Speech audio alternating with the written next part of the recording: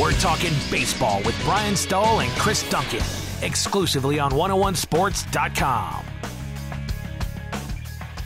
Welcome back to 101sports.com, another edition of Talking Baseball with Chris Duncan. I'm Brian Stahl, and we saw some big home runs last night. Albert Pujols, his first home run in 106 at-bats. Josh Hamilton returning for the Texas Rangers, his first home run in 6 weeks. Which one was bigger in your mind, Chris? I think they were both big home runs, and both teams need these guys to be in the lineup producing home runs. But for me, I think Josh Hamilton's home run was a lot bigger. Really? Well, Albert's at least in the lineup contributing defensively. He's doing a good job running the bases. He's driving some runs in. Hamilton, this guy was on the disabled list. He wasn't able to play at all. The Texas Rangers have only had one home run in the last 7 games. They scored 2 or fewer runs in the last 4 games.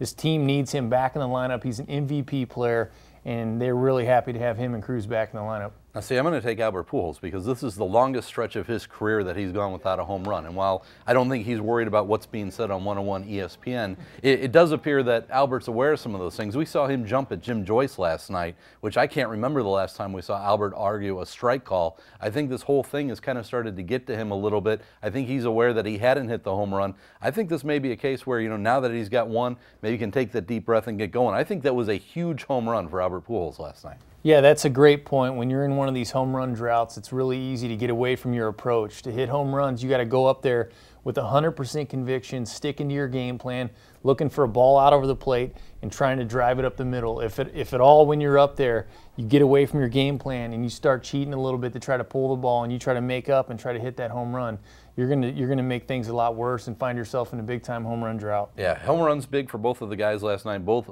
big for both of their respective teams, obviously. And you and I were talking before, that mental sort of duress that you can get under during a home run drought, that can play on you a little bit. Absolutely. It's so tough when you're a power-hitting guy who's supposed to be driving the ball over the fence, and all of a sudden you see those at-bats racking up where you're not hitting the ball out of the park. It gives you so much confidence as a power hitter when you're able to hit the ball out of the park, or you're able to put up runs for your ball club, and it just snow piles, and next thing you know, 100 at-bats go by and you haven't hit one.